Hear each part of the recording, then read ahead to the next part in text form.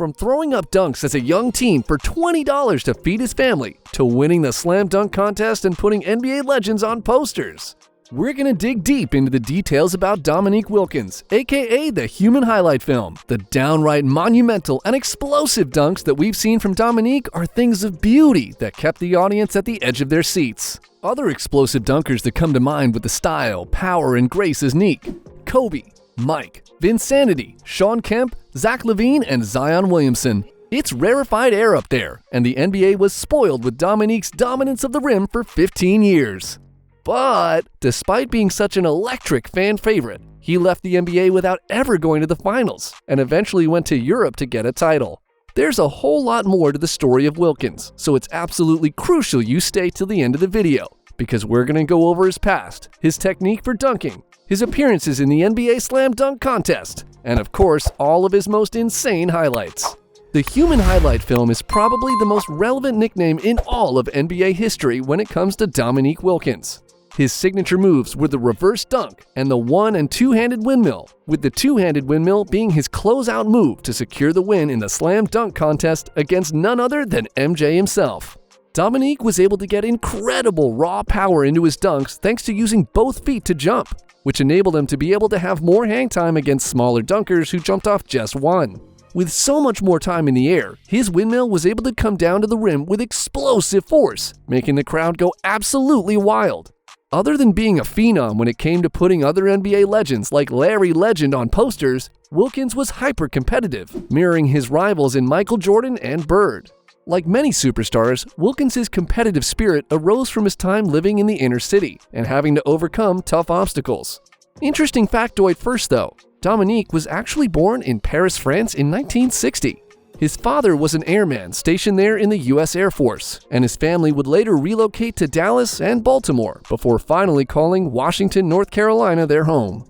Unfortunately, Wilkins' father didn't come with him to Washington, as he abandoned the family while in Baltimore with Wilkins being only 12 years old. This made Dominique the man of the household, as his mother was dealing with bouts of epilepsy. Now being the breadwinner, he had to find a way to make some money. So he did what he did best. He went to the city basketball courts and gambled on his play. Wilkins would end up bringing money home from his game to feed the family. In a very interesting turn of events, Dominique recalls in an interview that he was approached by a couple older guys who told him they would give him $20 if he could dunk. And being only in his early teens, he shocked them when he did. His experience in the inner city gambling on basketball wasn't all rainbows though.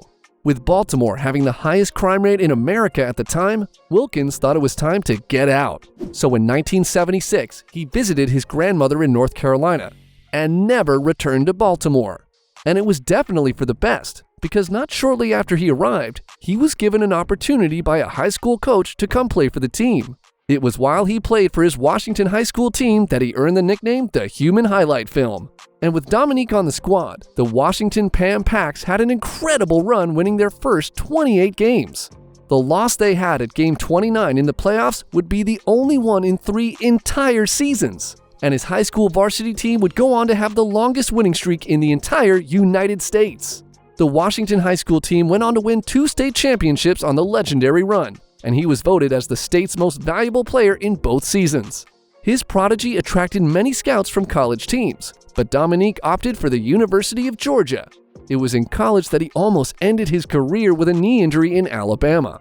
But luckily, the severe strain only benched him for 6 weeks. When he fully recovered, he continued putting young men on posters night in and night out. He averaged 21.6 points per game with the Bulldogs and earned the SEC Basketball Player of the Year in 1981. Wilkins decided to enter the draft in his junior year in 1982, which wasn't common in that era. He ended up being drafted 3rd by the Utah Jazz later the same year. Dominique had a problem with that though, because he didn't want to play in Utah. They wanted him to play as a power forward, while he wanted to play in the small forward position. Utah also had money problems of their own and decided to hit 2 birds with 1 stone. In what is most likely one of the biggest fleecings in NBA history, Wilkins was traded before the start of the season for 2 players who didn't last, but a combined 4 years with the Jazz plus $1 million in cash. While the Jazz are still kicking themselves in the foot over 40 years later, the Hawks made out like bandits when they scored Dominique Wilkins. because when he came onto the court for Atlanta, he almost immediately made a huge splash for their squad. Throughout Dominique's career, not only in the NBA, but in college and high school, he loved it when he made the fans get on their feet. So it comes as no surprise he got plenty of oohs and ahs from the crowd in the All-Star games and slam dunk competitions. He appeared in every All-Star game from 1986 to 1994, and only a few seasons into his NBA career, he ended up winning the 1985 slam dunk contest against the other legendary finalist, Michael Jordan, with a spectacular two-handed windmill bomb. Then, in 1988, he faced off against Michael again. This time it was MJ that barely squeezed out the victory, but it would go down in NBA history as one of the greatest contests of all time. Wilkins used several of his classic moves, like the 360 windmill, but Jordan came out guns blazing and hit him with arguably his most iconic dunk in history, when he scored a 50 dunking from the free throw line. Dominique later came out to say he thought he should have won, and it seems Jordan agrees. When the two met in a hotel for a recent All-Star game, they spoke for the first time since then, and Wilkins claims MJ told him, "Yeah, Nique, you won the dunk contest." Regardless of who actually won, the two completely changed the reputation of the event. Dominique wasn't done though, because he came back guns blazing a few years later.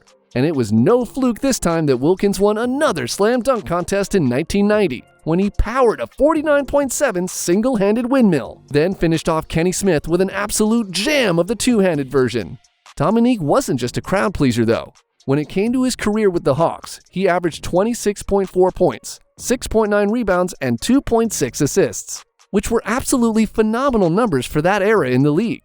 Those numbers helped Wilkins yam his way into the playoffs with the Hawks for several seasons. Unfortunately, he never made the finals though, losing his classic duel with Bird in the conference semifinal in 1988, and coming up short several times in later years in the first and second rounds. Later, with the Celtics and the Magic, he also had a few disappointing first-round exits. Dominique's family has openly come out to say how disappointing it was for him that he was never on a championship roster for the NBA. He even goes so far as to say that because he was so flashy, people tend to only see the dunks and not the other plays and impacts he brought to the game. Despite never winning a ring, Dominique was well respected around the league by other superstars.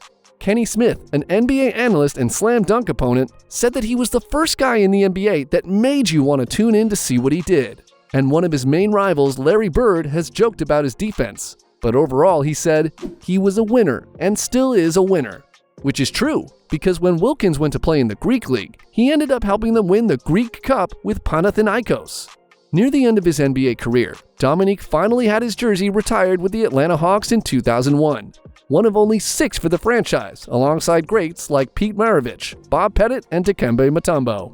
Dominique was also inducted into the Basketball Hall of Fame in 2006, and even had a statue erected in his honor at the Phillips Arena in Atlanta. Even though Dominique Wilkins never won a ring, nobody can doubt his impact on the league. From his ferocious dunks, the incredible rivalries with all-time greats, and his ability to overcome some of life's biggest obstacles to become a phenomenal superstar.